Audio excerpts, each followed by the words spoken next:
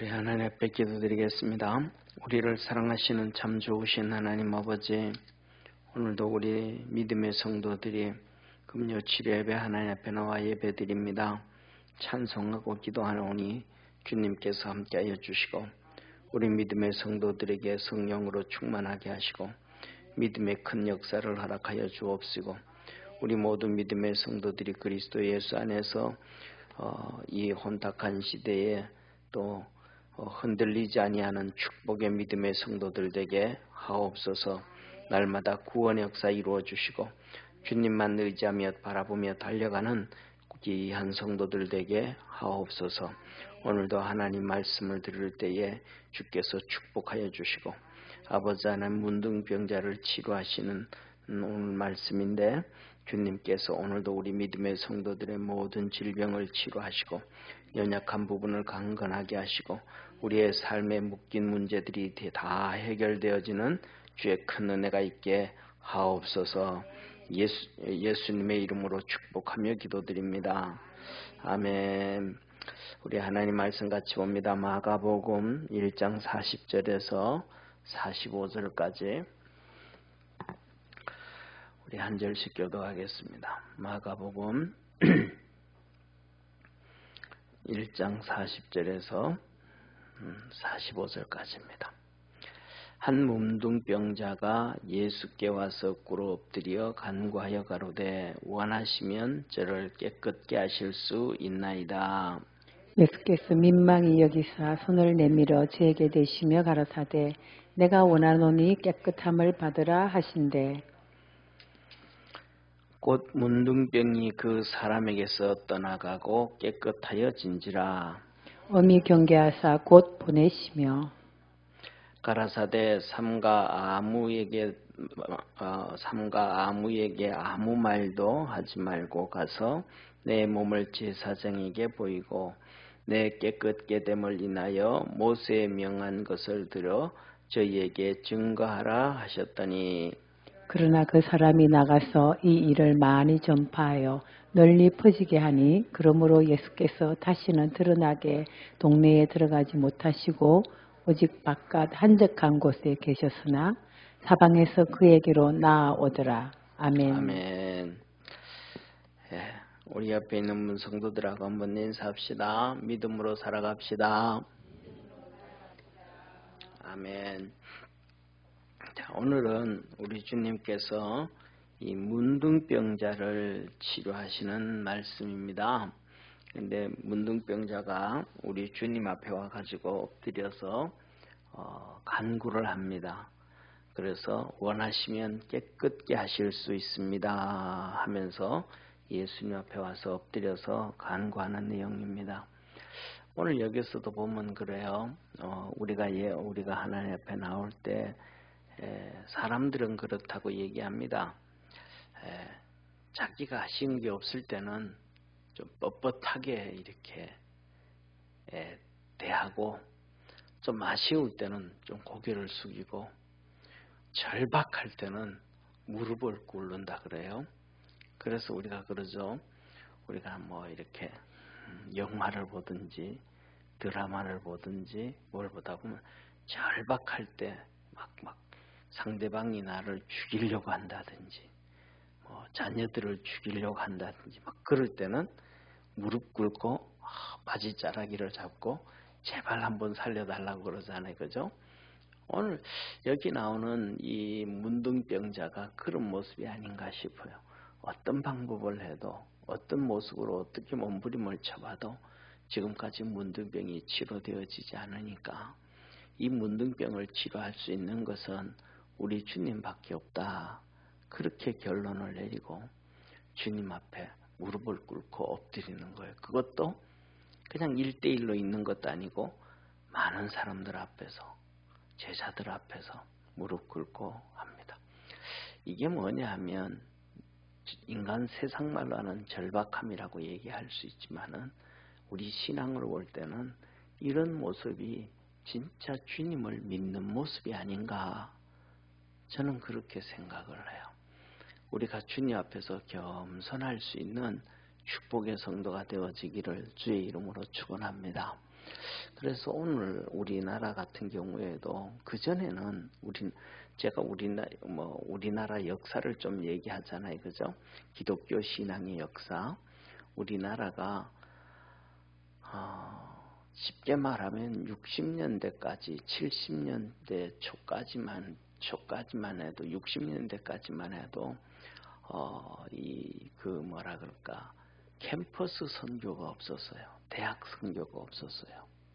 그런데 70년대 들어서서 김중건 목사님을 통해서 캠퍼스 선교가 시작이 돼서 CCC를 통해서, 그런데 그 CCC를 통해서 캠퍼스 선교가 되어지니까, 전도가 되어지니까 대학생들이 하나님 앞에 기도하면서 당신이 그러기 시작했어요. 사실은 뭐냐면 오늘날 우리가 사용하는 언어하고 그 다음에 옛날에 사용했던 100년 전에 사용했던 언어하고 말이 많이 틀려요. 정말로 많이 틀립니다. 쉽게 말하면 우리나라 같은 경우에는 대표적으로 저쪽에 이제 경상도 사투리, 전라도 사투리, 그 다음에 저쪽에 북한 사투리, 정말 완전히 다르잖아요, 그죠? 예, 그런데 그 사람들은 사투리를 쓰는데 잘 알아들어요, 못 알아들어요? 다 알아들어요. 예를 들면 전라도 사람들은 거시기 그런데 그 말이 우리 다른 사람들은 들을 때는 다 똑같은 말인데 그 사람들은 다 다르게 알아들어요, 그죠? 예, 그만큼 지금은 그런 것도 거의 많이 그냥 평준화되어 버렸잖아요, 그죠? 근데 옛날에는 지금 우리가 이렇게 많이 사투리가 다른 것처럼 달랐는데 지금은 많이 완화가 됐어. 이것도 불과 몇 년, 20-30년 만에 이렇게 돼 버렸어요. 이게 뭐냐면 매스컴의 영향이에요. 텔레비 영향, 라디오의 영향, 이거 다 바꿔줬어요.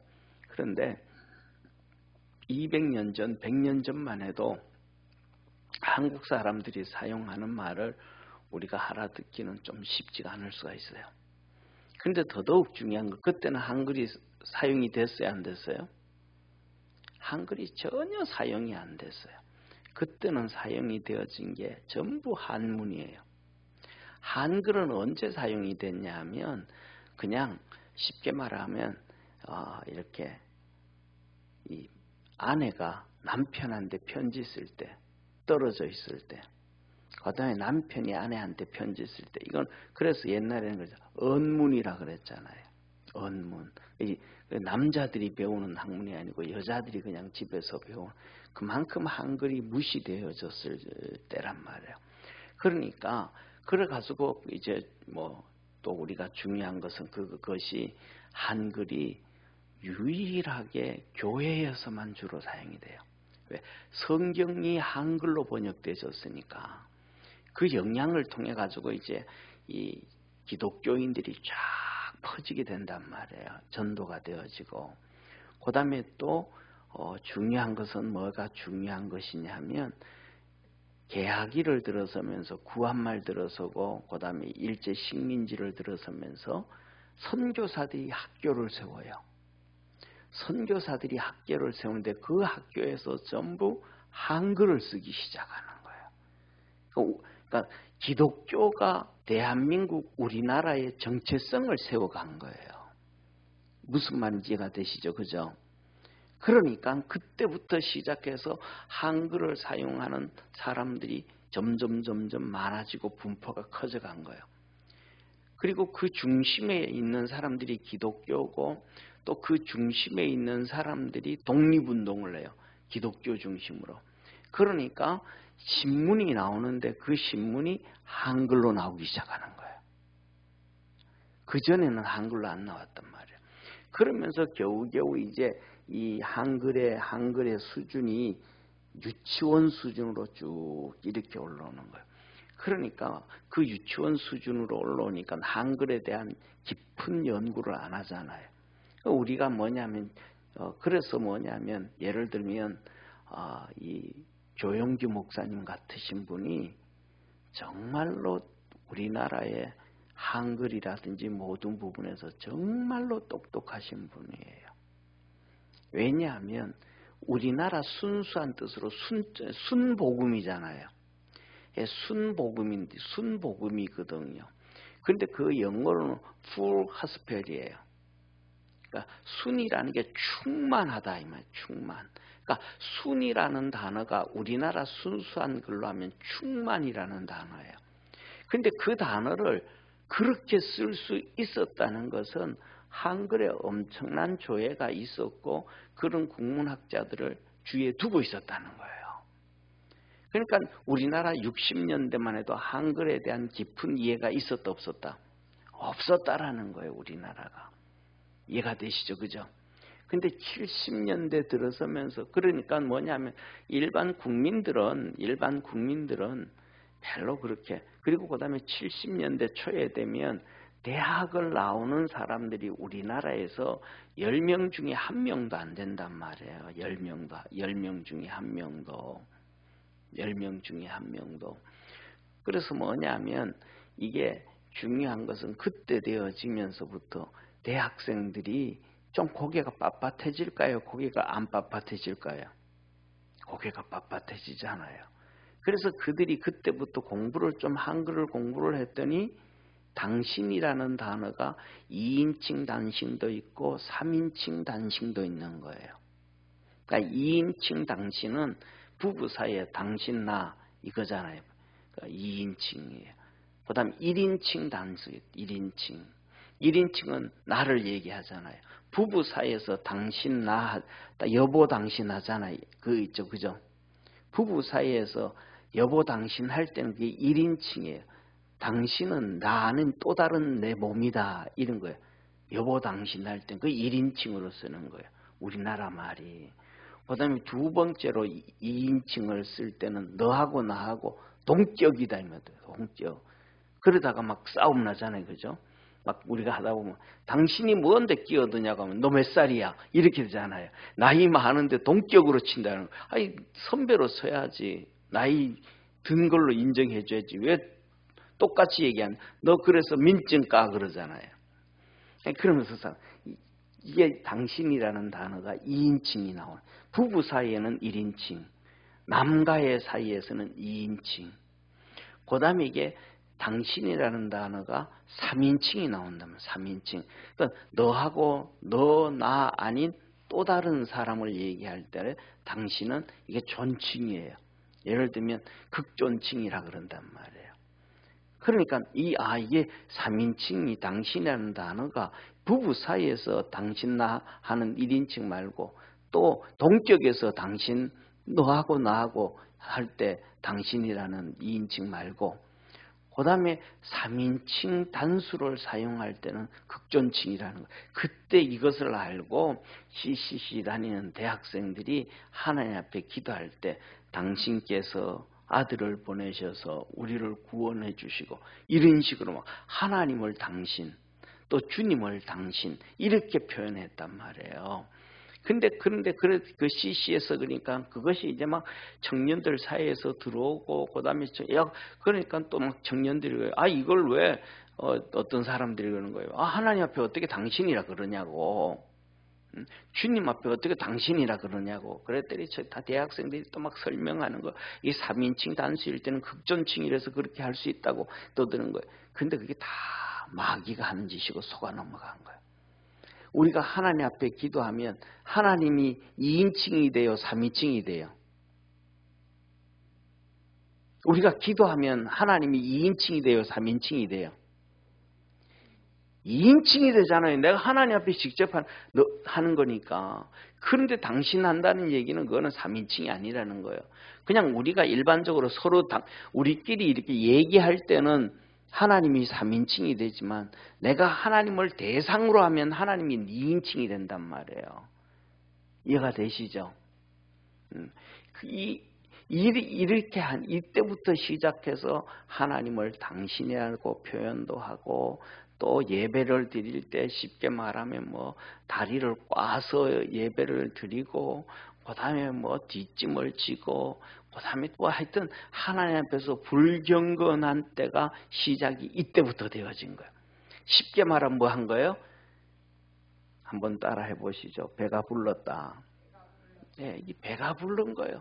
지식의 배가 부른 것이고 교만의 배가 부른 것이고 이제는 먹을 것이 있는 이 돈의 배가 부른 것이고 이제는 하나님이 뭐 하더라는 거예요? 절실하게 필요하지 않다는 거예요. 병이 들면 어디 찾아가고 병원을 찾아가고 아프면 의사를 찾아가고 아프면 진통제를 사 먹고 이제는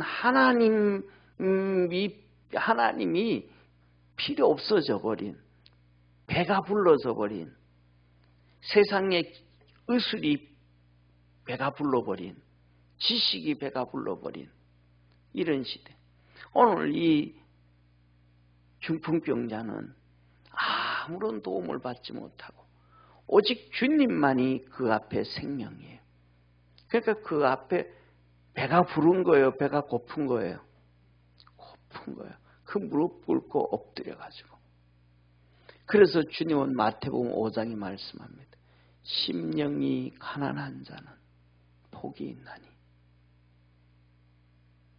우리 믿음의 모든 성도들이 배부른 자 되어지지 않기를 주의 이름으로 축원합니다. 자세부터 생각부터 머리부터 마음부터 이제 배가 불러가지고 이런 사람은 오늘 여기서 주님 그러잖아요. 뭐라 그래요? 주님께서 오늘 여기 본문 말씀에 보면 41절에 이렇게 하면 41절 예수께서 민망히 여기사 한번 따라합시다. 민망히 여기사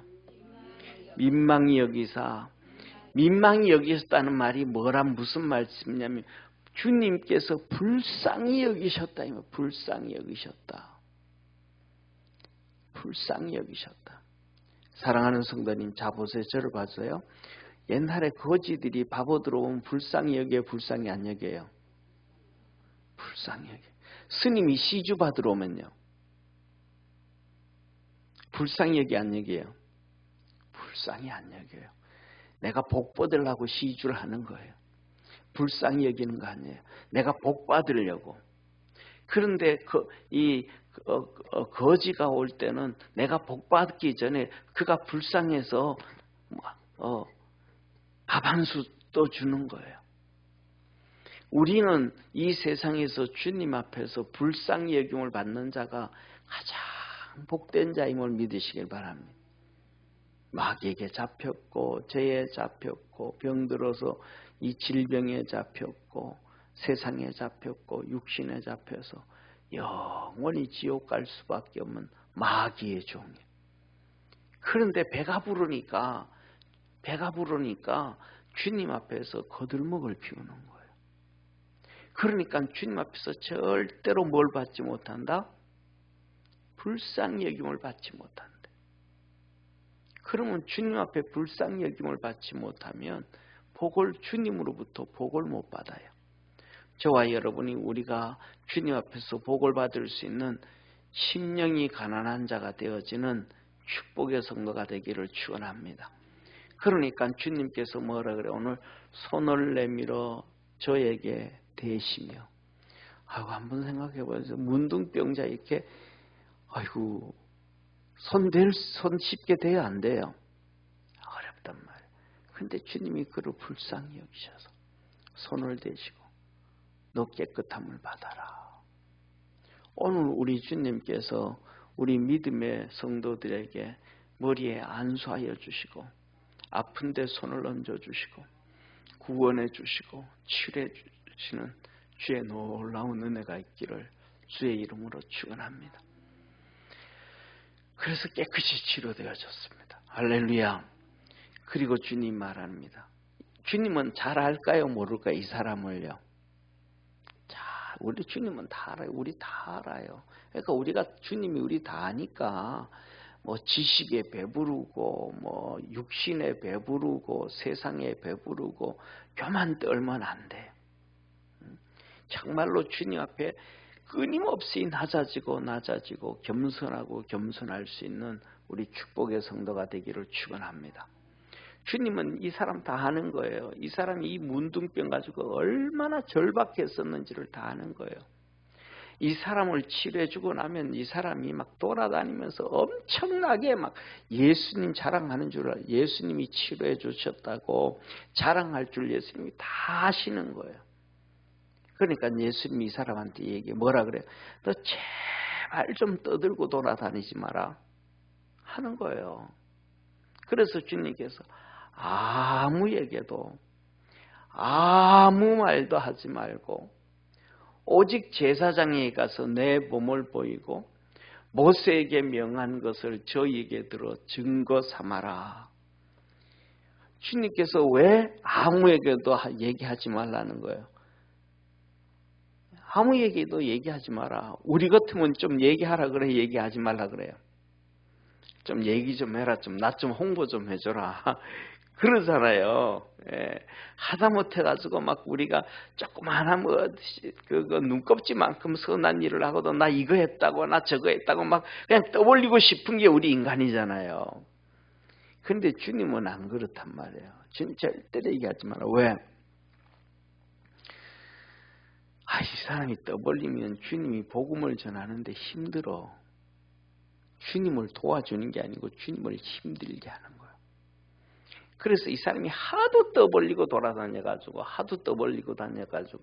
오늘 뭐라고 말씀하시냐면 예수님이 이거 문둥병자를 고쳤다고 하도 이 사람이 떠벌리고 돌아다니는 바람에 이 동네 저 동네 다 돌아다니면서 참 오지랖도 넓지. 자기 동네에서만 하고 자기 부모한테만 얘기해도 될 텐데 이 동네 저 동네 막 온 동네마다 다 떠들고 다녀가지고 예수님께서 뭐 하셨더라 하면 동네에 들어가지 못했다는 거예요. 45절 한번 우리 성경책 한번 같이 읽습니다. 45절 시작. 그러나 그 사람이 나가서 이 일을 많이 전파하여 널리 퍼지게 하니 그러므로 예수께서 다시는 드러나게 동네에 들어가지 못하시고 오직 바깥 한적한 곳에 계셨으나 사방에서 그에게로 나오더라. 이게 뭐 막 하도 떠들어가지고 예수님이 두 가지 동네 들어갔다 못 들어갔다. 그러면 동네 못 들어가면 가장 뭐가 문제가 생기겠어요? 예? 아니 쉽게 말하면 동네 들어가야 밥이라도 얻어먹지. 동네 들어가지를 못하게 만들어 놓은 거예요. 쉽게 말해서 예수님 밥도 못 얻어먹게 만드는 거예요. 응? 그런데 또 바깥에 있으니까 하도 떠들어가지고 이 사람들이 막 동네에서 다 이제는 또 나와가지고 예수님만 찾아가지고 고쳐달라 그러고. 자 보세요. 사도 바울이 복음을 전하러 갔습니다. 신라고 복음을 전하러 갔는데 이 귀신 들린 자가 계속 뒤따라다니면서 소리를 지릅니다. 귀신 들린 여자아이가 점치는 아이가. 하나 여기는 하나님의 거룩한 종 사도 바울이다. 그러면서 막 계속 떠드는 거예요. 그러면 우리가 상식적으로 생각할 때는 바울이 그 소리 들으면 가만히 있어도 자기가 홍보되잖아요. 좋아요 안 좋아요? 좋죠. 뭐 시장 나갈라 바에는 좋은데 그게 아니란 말이에요. 이 말 그 속에는 영적 싸움이 계속 영적 싸움이 있는 거예요. 그러니까 바울이 뭐라 그래? 그 속에 있는 귀신 나와라. 예수의 이름으로 명하니 그 속에 있는 귀신 나와라. 우리는 인간적으로 자꾸 생각하면 안 되고 우리가 신앙으로 살아가며 영적으로 살아갈 수 있는 우리 축복의 성도가 되어지기를 주의 이름으로 축원합니다. 그래가지고 예수님도 네가 방해하면 내 사역하는데 힘들어. 내가 들어가서 진짜 주님께서 뭐 하는 거예요? 내 잃어버린 자를 찾으러 가야 돼. 주님께서 어느 집에 들어가든지 어느 고을에 들어가든지 영접하는 자, 영접하는 게 뭐예요? 마음을 열고 음식을 제공하는 거예요. 낯선 사람에게 음식 제공하는 거예요. 이게 영접이에요. 더 쉽게 말하면. 그래서 히브리서 13장에 뭐라고 말씀하셨어요? 부지 중에 낯선 사람을 대접하다가 천사를 대접한 사람이 있느니라. 할렐루야. 예, 아브라함도 그랬고 많은 사람들이 그랬단 말이에요. 오늘날에는 뭐 우리 주님 온다 그래도 우리 주님 우리 집에 들어오지 말고 저쪽에 우리 식당으로 갑시다. 주님 뭐 우리 집까지 와요. 그냥 제가 식당에 가서 맛있는 거 대접해요. 추어탕 괜찮으세요 주님? 영접이라는 것은 자기 집에 모신다는 거예요. 제자다라는 거는요. 제자라는 것은 자기 생각을 다 내려놓는 거예요. 그러니까 제자가 된다는 것은 내 지식과 내 경험과 내 생각을 다 내려놓고 그분의 생각과 그분의 지식과 그분의 습관과 그분의 것을 받아들인다는 거예요. 그래서 예수님께서 3년 동안 제자들을 데려다니시는 거예요. 할렐루야. 지식만 제공해주고 가르쳐주는 것이 제자가 아니고 그거는 그냥 이렇게 성생과 지식 전달, 세상 지식 전달해 주는 거고 그게 아니고 제자는 그 사람화되어지는 거예요. 그래서 우리 주님께서 그러잖아요. 모든 족속으로 제자를 삼고 아버지와 아들과 성령의 이름으로 세례를 주고 내가 너희에게 분부한 모든 것을 가르쳐 지키게 해라. 그 사람 속에 있는 거 다 끄집어내고 그 사람을 새 사람 만들어라. 이건 무슨 말이냐면 옛날에 뭐라 그럴까 물감들이잖아요. 옷 물감, 그렇죠? 흰색에다 빨간색 입히고 흰색에다 파란색 입히고 흰색에다 분홍색 입히고 이렇듯이 그것에 너 예수 그리스도로부터 네가 배운 색깔, 네가 배운 것 그 사람이 그대로 바꿔라. 우리가 주님 안에서 바꿔질 수 있는 믿음의 성도 되어지기를 축원합니다. 이게 바꿔져라. 그 화되어져 가라. 그래서 그 화되어지지 아니하면 변질되어지는 거예요. 변화와 변질이잖아요. 우리는 그리스도 안에서 주님께로 믿음으로 변화되어져 가는 축복의 성도가 되기를 축원합니다. 그리고 주님 말은 아무 얘기도 하지 말고 저와 여러분 우리는 주님 앞에서 순종할 수 있는 믿음의 성도 되기를 바랍니다. 그래서 오른쪽 하면 오른쪽으로 가면 돼. 왼쪽 하면 왼쪽으로 가면 돼. 엎드려 하면 엎드리면 되고 일어서 하면 일어서면 되는 거예요. 참 이 운동병자는 얼마나 그것이 절실했는지 치료되어지고 난 다음에 너무너무 좋아서 이 동네 저 동네 막 온 동네를 다 떠들 주님은 뭐 제발로 하지 마 그거 좀 그랬는데 그는 막 신나서 다 한 거예요. 예. 참 세상에 청개구리 많아요, 그죠? 네, 여기 문둥병자가 왕청개구리예요, 왕청개구리. 하여튼 말 안 들어, 하여튼 참 진짜 똥꼬집새. 주님이 이 사람한테 한 얘기는 그냥 너가 믿음 생활 잘 해가라. 우리는 복음 전하라고 하면 전하고 가만히 쓰라면 가만히 있고 믿음 안에서 살아가는 우리 성도 되기를 바랍니다. 그러면서 주님 말하는 거예요. 너 가서 제사장에게 너 몸을 보이고 모세에게 명한 대로 그걸 드려라. 이게 뭐냐면 레위기 13장 14장에 나있는 문둥병에 관련된 거예요. 그래서 뭐냐면 제사장에 가서 내 제사장 내 몸이 정결하게 되어졌습니다. 내 몸이 그러면서 보여주는 거예요. 그럼 제사장이 이렇게 피부를 봐요. 그럼 문둥병이 치료되어진 거 보이잖아요. 그러면 일주일 후에 다시 와라 그래요. 그럼 갔다가 일주일 후에 다시 와요. 그러면 이게 퍼지지 않았는데 진짜 치료됐네. 그 지난번에 보다가 더 깨끗해졌네. 그럼 치료되어졌다 하는 거예요. 그러면 이제 집에 가가지고 염소 한 마리를 끌고 와야 돼요. 염소 한 마리를 끌고 와가지고 속건제를 드려요. 속건제. 이 속건제가 뭐냐 하면 물건에 대한 잘못이에요. 범죄예요. 쉽게 말하면 살아가면서 뭐 도둑질해도 속건제가 되어지고, 하여튼 하나님의 성물에 대해서도 그렇고, 남의 재산에 피해를 줘도 그렇고, 또 뭐 하여튼 그런 것들 전부 이게 세상에 돈과 관련된 것, 물질과 관련된 것, 남에게 피해를 준다든지 뭐 이런저런 것들, 이 다 이 속건제예요. 그러니까 자세히는 모르지만은 이 문둥병이 걸리는 것은 바로 이런 물건에 대한, 재물에 대한 뭐 잘못된 신앙이라든지, 뭐 훔친다든지 뭐 이런 부분에 있어서 하나님 앞에 심판을 많이 좀 받았지 않았나, 그런 생각. 왜 속건제를 드리라 그랬으니까. 그래서 이제 속건제를, 염소 한 마리를 가져와서 속건제를 드려요.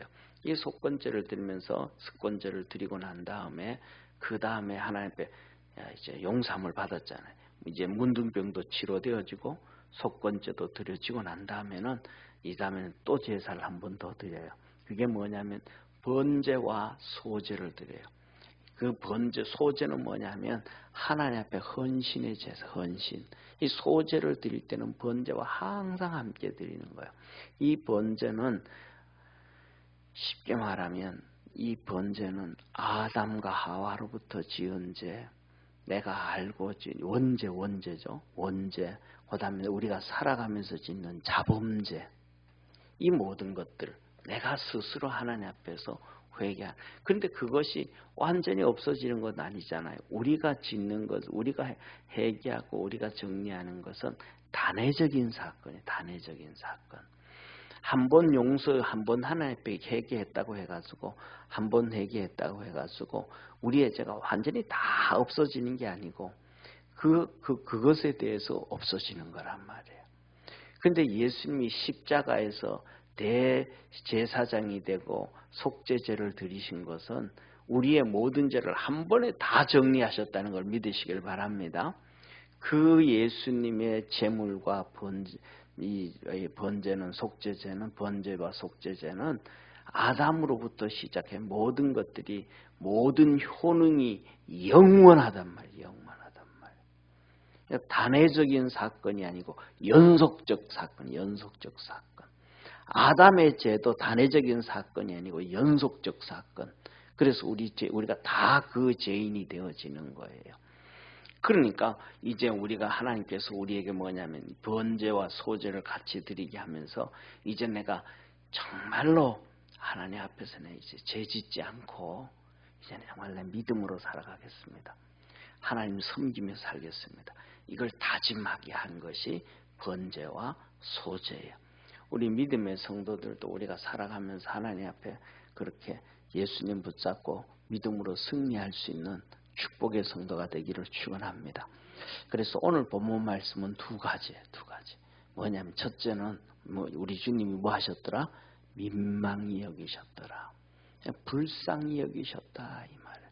그래서 우리가 주님 앞에서 불쌍히 여김을 받을 수 있도록, 불쌍히 여길 수 있는 그러한 믿음의 성도가 되어야 돼요. 할렐루야. 네, 거들먹을 피우면 안 돼. 배부르면 안 돼. 그렇죠? 아까 했잖아요. 지식에 배부르고, 또 재물에 배부르고, 또 세상의 명예에 배부르고. 이 배가 불러가지고 주님이 두 번째 필요 없어. 그냥 형식을, 주님은 그냥 형식이야. 그렇게 되어지면 안 되고, 이 사람처럼 무릎을 꿇을 정도로 주님 앞에서 우리가 주님이 우리에게 절실해져야 돼. 아멘. 이게 가난이에요. 이게 심령이 가난한 자예요. 우리는 돈이 아무리 많아도, 아무리 건강해도, 아무리 명예가 있어도, 아무리 권력이 있어도 주님 앞에 절실한 자가 되어지기를 축원합니다. 그러면 주님이 우리를 불쌍히 여겨. 그럼 우리 주님 뭐라? 야, 네가 드디어 너 자신을 아는구나. 너가 이제 진짜 너 자신을 아는구나. 똥은 아무리 깨끗해도 뭐예요? 똥이에요. 아무리 좋은 것도 좋은 똥도 똥은 똥이에요. 우리는 아무리 잘나도 지옥 백성이고 아무리 잘나도 마귀의 종이 될 수밖에 없는 거예요. 그런데 그 실체를 모르고 지식이 있고 돈이 있고 명예가 있고 권력이 있으면 거드름을 피워요. 그럼 주님이 불쌍히 여겨주지를 않는 거예요. 그래, 니 뭐 잘났다며. 이렇게 되어지는 거예요. 오늘 이 문둥병자처럼 주님 앞에서 긍휼히 여김을 받을 수 있고 불쌍히 여김을 받을 수 있는 주님이 절대적으로 필요한 우리 믿음의 성도가 되어지기를 주의 이름으로 축원합니다. 그 다음에 두 번째는 이 사람에게 가서 말해요. 뭐라 그러냐면 주님께서 모세에게 했던 것처럼 우리 주님이 주인이니까 구약의 모세 율법을 지킬 필요 있어요, 없어요? 필요 없잖아요. 주님이 주인인데 예배를 받아도 주님이 받으시는 분인데 내가 감해줄게 그래야 되잖아요. 그런데 주님은 절대로 안 그래요. 하나님 말씀 그대로 다 지켜요.